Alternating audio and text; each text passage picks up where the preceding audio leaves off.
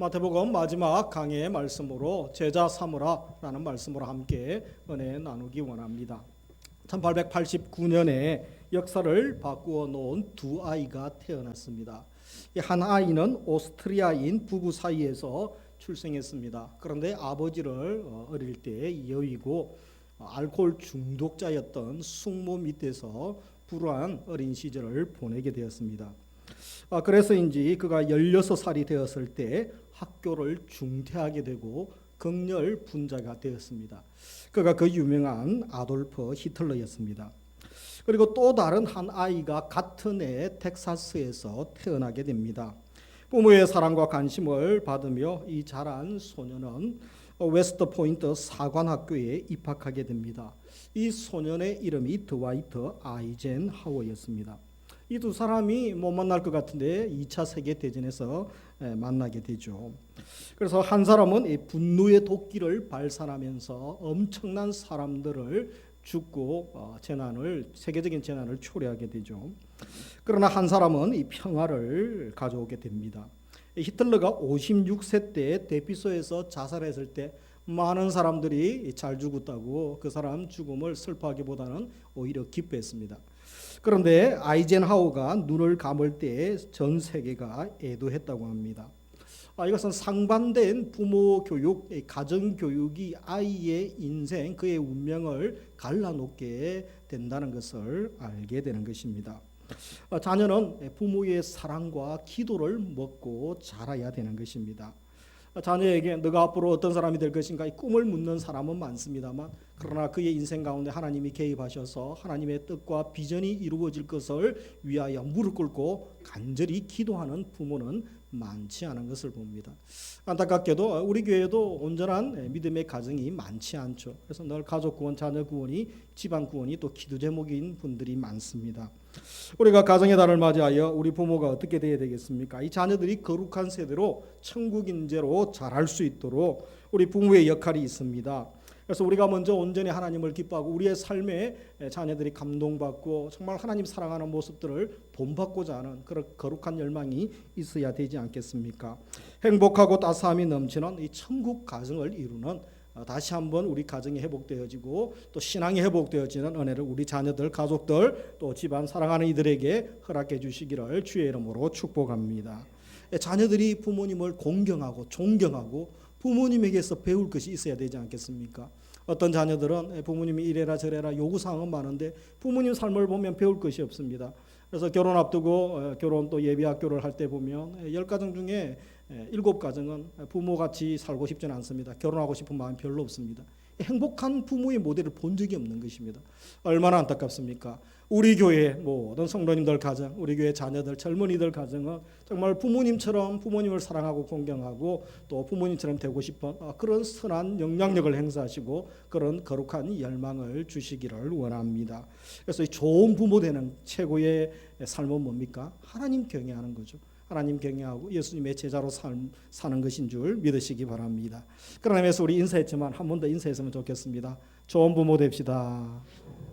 좋은 자녀 되려면 좋은 부모를 만나야 되는 줄 믿습니다.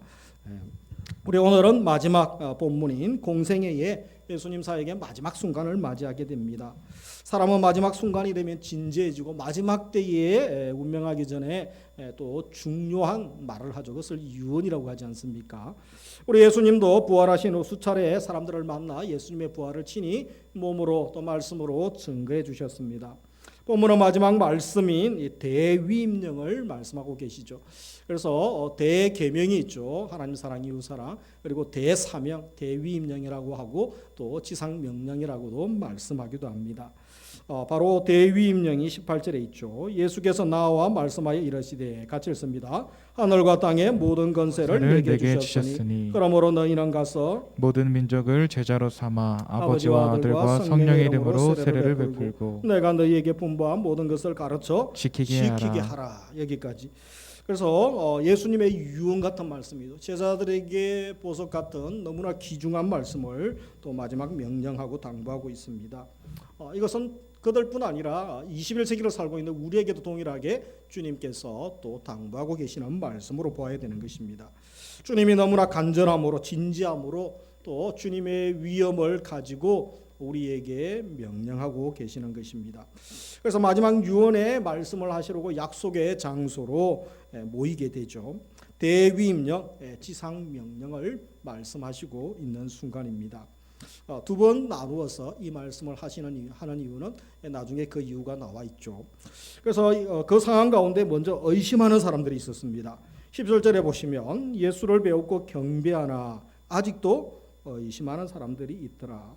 이 제자들 가운데 지금 예수님이 이제 성천하시는 순간인데 아직도 예수님을 경배하지만 긴가민가 이러면서 예수님의 부활을 믿지 않는 사람들이 있었다는 것입니다. 환상 보는 것 아닌가, 꿈꾸는 것 아닌가, 이 헤매는 자들이 있었다는 것입니다. 어쩌면 저들이 예수님의 부활을 목격하고 또 부활 소식을 들었을 때에 소위 요즘 말하는 이 멘붕 상태에 빠졌다고도 할 수 있을 것입니다. 이 멘탈 붕괴. 그래서 이 정신이 혼미해지는 전혀 기대하지 않았던 일이 일어났던 것이죠. 지금까지 예수 그리스도의 죽음과 부활을 전혀 예상하지 않았는데 뜻밖의 놀라운 일이 일어났던 것입니다. 그들 생각에 메시아에 대한 잘못된 그런 견해가 있었죠. 그래서 그들의 생각의 벽을 뛰어넘지 못하는 것입니다. 그들은 어떤 생각을 가졌습니까? 메시아는 이 땅에 내 삶을 좀 넉넉하게 해주시고 편안하게 해주시는 분으로 생각했던 것이죠. 그리고 나를 괴롭게 하는 원수들 그때 메시아가 짠 나타나셔서 원수들을 다 패하고 다 몰아내시는 분, 그리고 자신들의 억울함과 원한은 또 풀어주고 또 이 땅에 평화를 가져다주고 내가 필요하면 언제든지 오셔서 나의 문제를 해결해주는 소위 해결사 정도로 메시아를 생각했던 것입니다. 그들에게는 이 땅의 삶이 전부였던 것입니다. 그런 가운데 예수님이 십자가에 못 박혀 죽는 것을 보셨죠. 그 죽음을 보면서 그들의 꿈은 산산조각이 났습니다. 이제 끝났다. 예수님 죽었는데 더 이상 무엇을 기대하겠습니까? 이렇게 살아가는 사람들이 많다는 것입니다. 자기들이 기대했던 메시아가 아니었기 때문인 것이죠. 그러므로 지금 부활하신 예수님을 그리스도로 받아들이는 것은 그 당시에 잘못된 메시아관을 가지고 살아가는 그들 인생 송두리째 바뀌어야 되는 것이고 또 메시아관을 저들이 또 새롭게 하는 것이기 때문에 결코 쉽게 믿을 수 없는 것입니다. 의심과 또 주저함, 당황스러움은 당연한 것이다라고 할 수 있는 것이죠. 너무 쉽게 예수님 믿겠다고 하는 것 오히려 거짓말일 수도 있는 것이죠.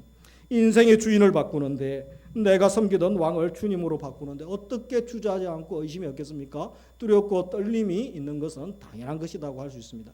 그런 의심 이후에 분명한 확신의 단계 또 신앙의 단계로 나아갈 수 있는 것이죠. 그래서 내가 믿는 것과 아는 것이 하나가 되어야 됩니다. 우리 에베소서 4장 13절 같이 읽습니다.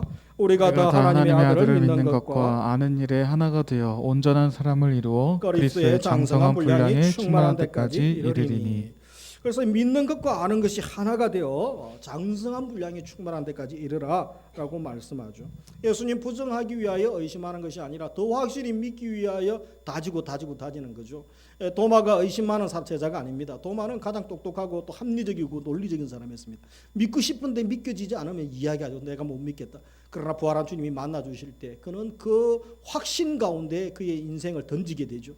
그래서 인도에 또 순교자로 가서 또 순교하지 않습니까? 우리에게도 주님을 더 잘 믿기 위해서 의심이 오고 믿음이 생기지 않을 때 그대로 이야기하십니다. 주님 못 믿겠습니다. 믿겨지지 않습니다. 이해가 되지 않습니다. 그런다고 하나님이 또 해초리를 들고 때리겠습니까? 그렇지 않죠. 지난주의 말씀처럼 성령께서 깨닫게 하시고 또 진리로 인도하시고 복음이 분명한 확신, 감격으로 나아가게 해주시는 것입니다. 믿는 것과 아는 것이 하나 되어 더 큰 확신에 이르는 복을 오늘 예배드리시는 우리 성도님들에게 부어주시기를 주님의 이름으로 축복합니다. 그래서 우리 예수님이 어떠한 분이신가 우리가 분명히 알아야 됩니다. 부활하신 예수님을 눈앞에 두고도 여전히 긴가민가하는 제자들에게 예수께서 위엄 있게 말씀하셨죠. 18절에 보면 하늘과 땅의 모든 권세를 내게 주셨으니 우리 주님 말씀이 무엇입니까? 내가 아버지 하나님으로부터 하늘의 권세, 땅의 권세를 받았다. 원래 그 모든 권세가 성부 하나님의 권세죠. 그런데 아들에게 위임해 주셨습니다. 예수 그리스도에게 하늘과 땅의 모든 권세를 위임해 주셨죠. 그리고 그 권세를 지금 누구에게 또 다시 위임해 줍니까? 바로 제자들에게 위임해주고 우리들에게 교회에 이 권세를 주셨던 것이죠.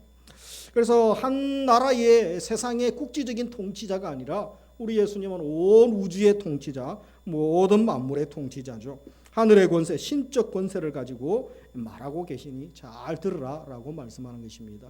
우리 예수님은 만유의 주요 만왕의 왕이시죠. 온 우주를 통치하시는 하나님인 줄 알고 믿으면 우리가 두려워하거나 염려하거나 불안해할 것이 무엇이 있겠습니까? 우리 찬송가 중에 32장에 어떤 찬송이 있습니까? 만유의 주제 존귀하신 예수, 만유의 주인 아닙니까? 만주의 주, 모든 것의 주인 왕이시죠. 사람이 되신 하나님 나 사모하여 영원히 섬길 내 영광 되신 주로다. 광명한 해와 명랑한 저 달빛 수많은 별들 빛나나 주 예수 빛은 더 찬란하여 참 비교할 수 없도다. 예수 그리스도를 알고 예수 그리스도의 위엄과 영광을 경험한 사람은 이런 찬양을 하게 되는 것입니다. 우리에게도 날마다 이런 주님을 높이고 주의 영광을 찬양하며 주님을 더욱 알아가는 은혜를 주시기를 원합니다.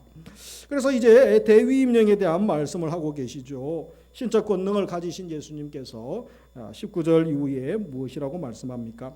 19절, 20절 중요하죠. 우리 같이 한번 더 읽어보도록 하겠습니다. 그러므로 너희는 가서 모든 민족을 제자로 삼아 아버지와 아들과 성령의 이름으로 세례를 베풀고 내가 너희에게 분부한 모든 것을 가르쳐 지키게 하라. 볼지어다 내가 세상 끝날까지 너희와 항상 함께 있으리라. 아멘. 그래서 여기에 보면 두 가지로 되어 있습니다. 하나는 명령, 19절, 20절 초반까지 명령, 또 하나는 20절 후반절에 약속으로 되어 있습니다. 이 명령을 내리실 때에 아주 문장이 길죠. 그러나 그 핵심은 하나입니다. 바로 가서 제자 삼으라. 핵심 단어는 제자 삼으라는 거죠. 그리고 뒤에 20절 하반절에 약속이 나오죠. 너희들이 제자의 삶을 살고 제자 삼는 이 삶을 살 때에 내가 너희와 항상 함께 하겠다. 그래서 이 명령과 약속, 지난주에 약속의 말씀을 한번 다뤘죠. 그리고 오늘은 이 상반부에 해당하는 명령의 말씀을 다루게 되어지는 것입니다. 특별히 이 명령, 대위임령이라고 하죠.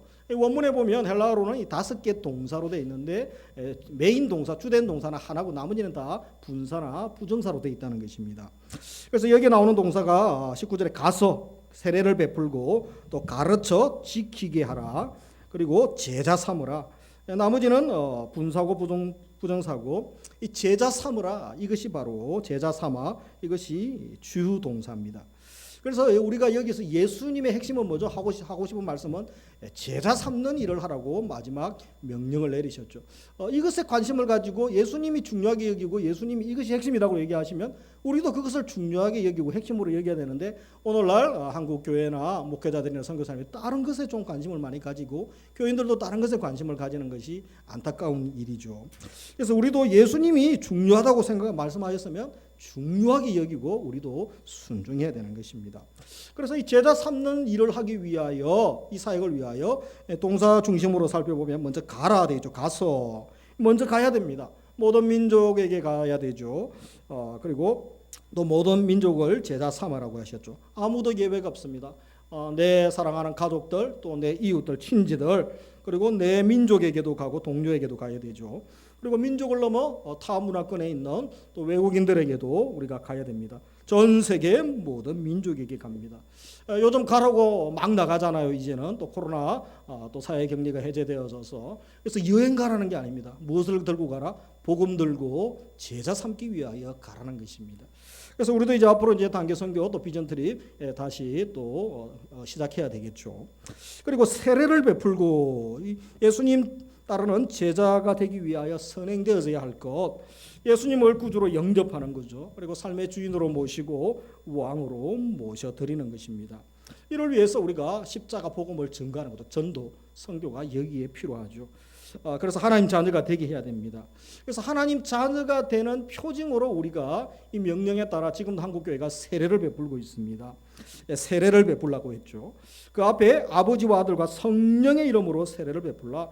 이것은 삼위일체 하나님의 이름으로 세례를 베풀라 하기 때문에 우리 교회도 상반기와 하반기 2번 세례식을 또 거행하고 있습니다. 이 세례를 베푼다는 것은 그리스도인됨을 또 하나님 자녀됨을 공포하는 바로 인치는 것이죠. 그래서 공식적으로 또 확인하는 거 아니겠습니까? 그래서 세례식 중에 우리가 어떻게 세례를 줍니까? 예수 그리스도를 구주로 영접하여 하나님의 자녀된 아무개에게 이 말씀에 근거해서 성부와 성자와 성령의 이름으로 세례를 주노라. 그렇게 우리가 또 세례식을 거행하게 됩니다. 이 세례는 하나님 가족되고 하나님 자녀되고 예수 그리스도와 연합하고 또 죄용서함 받은 것을 공식적으로 인정하는 것입니다. 그러면서 세 번째 가르쳐 지키게 하라. 가르치라 지키라 되어 있죠. 그래서 지킬 수 있도록 가르치라. 이 가르치다를 수식하고 있는 것입니다. 그래서 20절에 보면 내가 너희에게 분부한 모든 것을 가르쳐 지키게 하라. 무엇을 가르쳐 지키게 해야 됩니까? 예수님의 말씀이죠. 예수님과 관계없는 자기 생각, 자기의 어떤 경험, 지식이 아닙니다. 예수님과 관계 있어야 됩니다. 예수님의 인격 삶, 예수님이 가르치신 말씀 내용들을 전수해야 되는 것입니다. 이미 하나님의 자녀 되었지만 우리가 자녀 되었다고 다 멋지게 또 성숙한 그리스도인으로 삽니까? 그렇지 않습니다. 하나님 자녀가 자녀답게 백성답게 살도록 훈련이 필요합니다. 그래서 이 훈련하는 과정을 제자훈련 과정이라고 하는 것이죠. 말씀을 바로 지킬 수 있도록 가르치는 과정, 그것이 바로 제자훈련인 것입니다. 오늘 우리 교회가 바로 이 대위임 명령에 순종하기 위해서 언제든지 예수님의 삶과 인격을 또 배우고 닮아가도록 하고 또 증거하고 있죠. 그리고 천국 복음을 증거할 수 있도록 우리가 제자로 훈련시켜 주님의 말씀에 순종하고자 교회들이 몸부림하는 것입니다. 그래서 예배가 중요합니다. 예배 때 예배는 이제 개인적인 교제는 없죠. 그냥 대그룹에서 말씀을 선포하는 거죠. 그것도 은혜가 되고 또 참 제일 중요한 것 아닙니까? 예배. 그리고 한쪽은 또 소그룹이죠. 그러나 예배는 개인적인 인격을 다루거나 또 그분의 인격에 개인적인 어떤 차별이 있죠. 성숙의. 이 성숙의 차별 가운데서 더 성숙할 수 있도록 돕는 데는 좀 한계가 있습니다. 그래서 우리가 제자 훈련을 하게 되는 것입니다. 뿐만 아니라 이 삶을 나누는 소그룹 사랑방이 중요합니다. 이제부터 사랑방 나누고 지난주부터 이제 사랑방 모임이 주부에 나와 있습니다만 조금씩 더 활성화되고 우리 주일학교도 이제 걸음마 단계지만 점점 또 활성화되고 있는 것 감사합니다. 그리고 스스로 말씀을 깨우치게 하는 연구, 기납적 성경 연구를 배우게 합니다. 그리고 큐티 훈련하죠. 말씀 생명의 삶, 또 말씀 묵상 훈련. 내 삶이 하루에 우리가 그 말씀 붙들고 하루에 한 가지씩 실천할 수 있도록 적용이 중요하죠. 그래서 변화가 일어나야 됩니다. 그리고 말씀 암송도 하고 읽기도 합니다. 생활 숙제와 점검을 통하여 삶의 변화를 기합니다. 그리고 또 주일 말씀 듣고 우리가 사랑방에서 나누고 또 훈련하면서 또 나누게 되죠. 적용 결단까지 가게 하는 설교 노트. 그래서 이런 훈련 과정들을 통하여 온전한 그리스도인 되게 하고 또 예수 제자의 삶을 살아갈 수 있도록 교회가 돕고자 하는 것입니다. 그러면서 대위임령을 말씀하셨는데 이 대위임령을 받는 그러면 우리 성도들의 삶은 태도는 어때야 되겠습니까? 꽤 많은 교회들, 특별히 한국 교회가 이 대위임령 명령의 핵심을 놓치고 있는 안타까운 모습을 보게 됩니다. 이 제자 삼으라는 말씀을 듣지 않죠. 그래서 그냥 본인이 관심 있고 본인이 하고 싶은 것에 이 교회나 또 선교 단체들이 관심을 많이 가지기도 합니다. 그래서 이것을 선교 명령, 전도 명령이 더 중요하다 이렇게 말하는 분이 있습니다. 어떤 분들은 아니다, 교회 개척 명령이 더 중요하다. 그래서 너희는 가라, 세례 베풀라고 했다. 그래서 조직 교회를 세우고 교회를 대형 교회를 세우고 건물을 화려하게 짓는 것에 관심을 가지기도 합니다. 예배당 건물 잘 지어서 교회 개척하면 되지 않느냐 이렇게 생각합니다. 그래서 어떤 사람들 중에서는 평생의 내 소원이 교회 예배당 건물 하나 짓는 것. 우리 집안에서 교회를 3개나 지었습니다. 뭐 대단하지만 그렇게 또 자랑할 것도 아니죠. 그런데 주님은 대위임령을 통하여 조직교회를 세우라라고 말씀하지 않으셨습니다. 이방 선교가 주된 명령이다 그렇게 말씀하시지 않으셨습니다. 물론 오해가 있을 수 있지만 잘 들어보시면 되겠습니다. 어떤 분들은 교육을 통하여 의식을 바꾸라라는 말씀으로 받기도 합니다. 그것이 주된 명령이 아닙니다. 그래서 우리가 구글을 잘해야 돼요. 본문에서 동사는 하나밖에 없죠, 그죠? 주동사는 제자 삼으라. 이것이 핵심이고 또 주동사임을 알아야 됩니다. 무슨 말입니까? 예수님의 정신을 가지고 살아가는 작은 예수, 예수님 꼭 닮은 사람 만드는 것, 온전한 그리스도인 되는 것, 이것이 교회가 할 일이고 이 시대에 우리가 해야 되는 것입니다. 그런데 이 목회자, 선교사 또 우리 성도들이 이것 놓치고 다른 것에 집중하면 주님이 기뻐하지 않는 것입니다. 그래서 자기가 제자가 되지 않은데, 제자의 삶을 살지 않은데 다른 것에 집중한다고 주님께서 기뻐하겠습니까?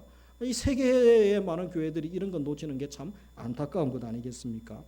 그래서 우리가 이 명령을 받으면서 제자 삼으라는 명령을 따르기 위하여 제일 우선적인 것은 무엇입니까? 내가 지금 예수님의 제자의 삶을 살고 있는가? 지금 내가 예수 제자의 삶을 살아야 된다는 것입니다.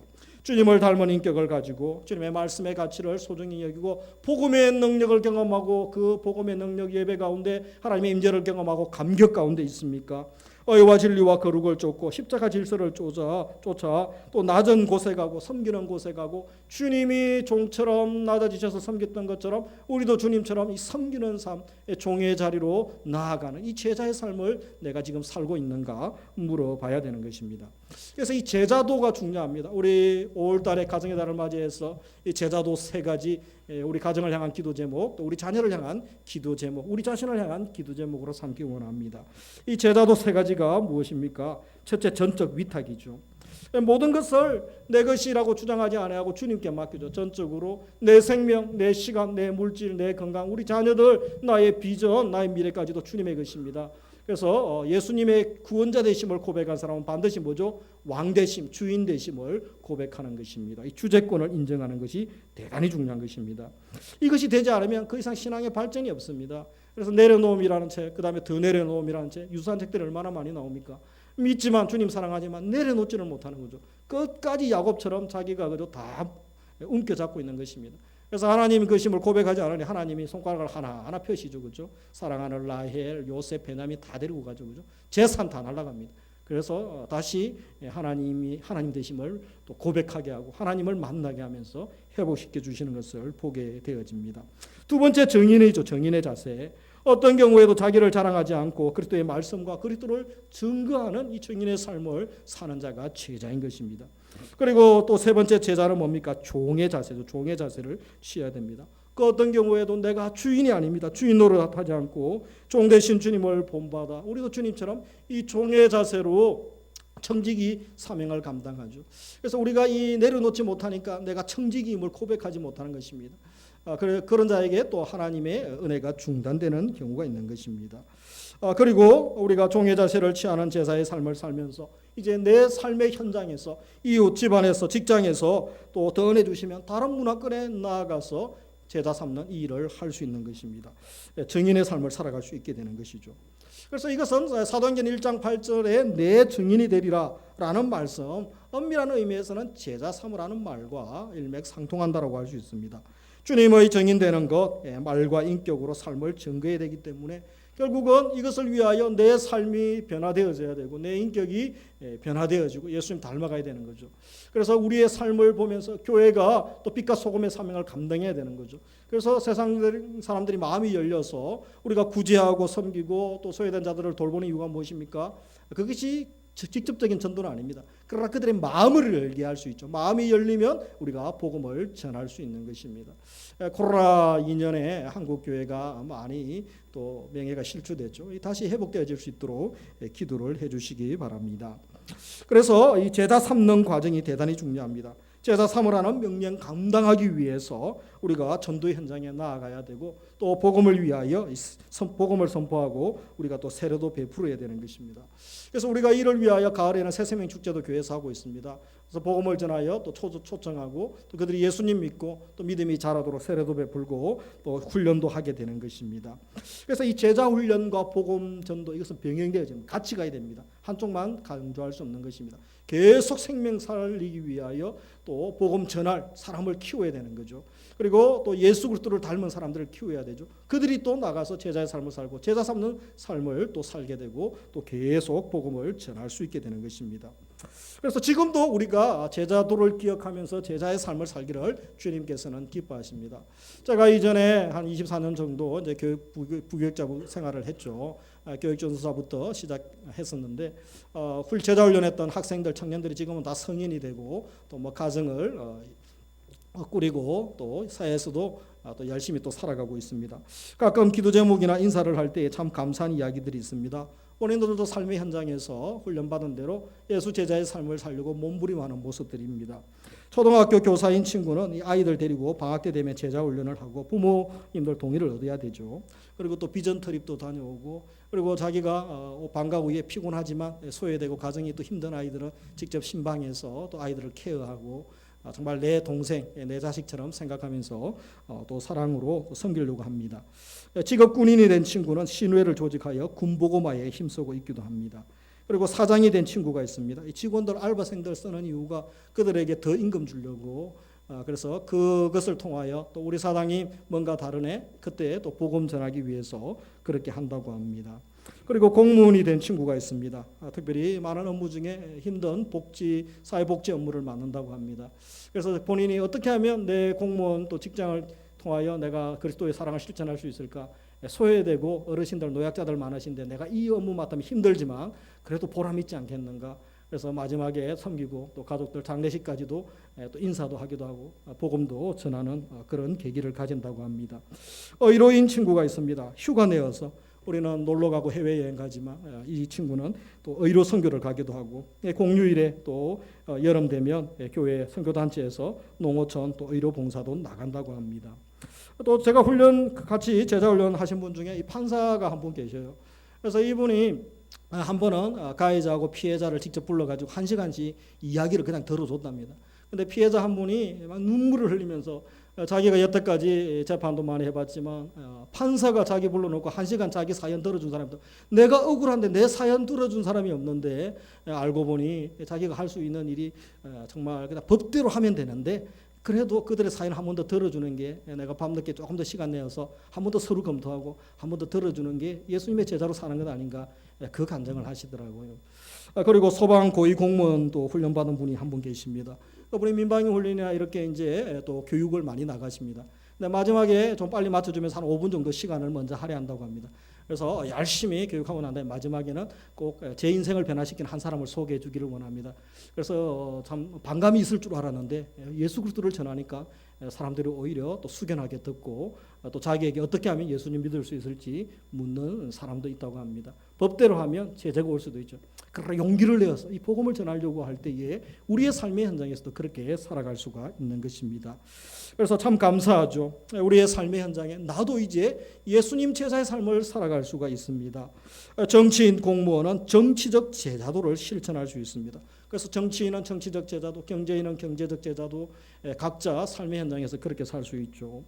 그래서 악법을 폐지하고 정의사회, 깨끗한 사회를 구현하는 데 힘쓸 수가 있습니다. 평생을 의회에서 노예 폐지를 위하여 50년을 싸웠던 영국인의 양심 윌버포스가 있죠.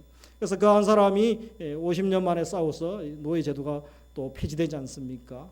노예 팔아서 바이킹족들이 그죠? 먹고 살았던 나쁜 영국 민족이 바로 신사의 나라로 바뀌었지 않습니까?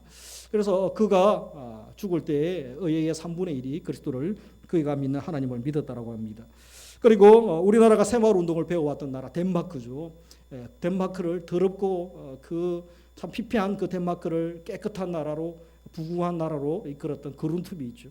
그도 그리스도인이었습니다. 성경에는 느헤미야가 공직자의 표상이 되는 것, 이런 좋은 모델들이 있습니다. 그리고 우리 경제인들, 사업가, 직장인들 깨끗한 거래를 해야 됩니다. 정직하게 벌어서 섬김과 나눔의 삶을 실천할 수 있습니다. 우리가 다니엘 기도회 때 간증을 많이 듣죠. 그중에 꼭 그렇지 않은 기업들, 또 간증자들 있지 않습니까? 멋진 기업들, 또 멋지게 섬기려고 하는, 이윤을 많이 버는 게 목적이 아니고 나누려고, 섬기려고, 생명 살리려고 또 멋지게 사업하는 분들이 얼마나 많은지 모릅니다. 교육계, 법조계, 언론계, 문화계, 과학계, 또 우리 인터넷 사이버 세상에서, 또 체육 스포츠계에서 우리가 각자 있는 그 자리에서 예수 그리스도의 제자의 삶을 살아갈 수 있습니다. 말씀을 맺습니다. 믿는 것과 아는 일에 하나가 되시기 바랍니다. 무조건 믿습니다가 아니라 믿는 것과 아는 것이 하나가 되어서 우리가 더 깊이 주님을 만나고 또 지적으로 영적으로 확신에 차서 제자의 삶을 살아갈 수 있기를 원합니다. 그리고 제자 되고 제자 삼는 사역에 쓰임 받기를 원합니다.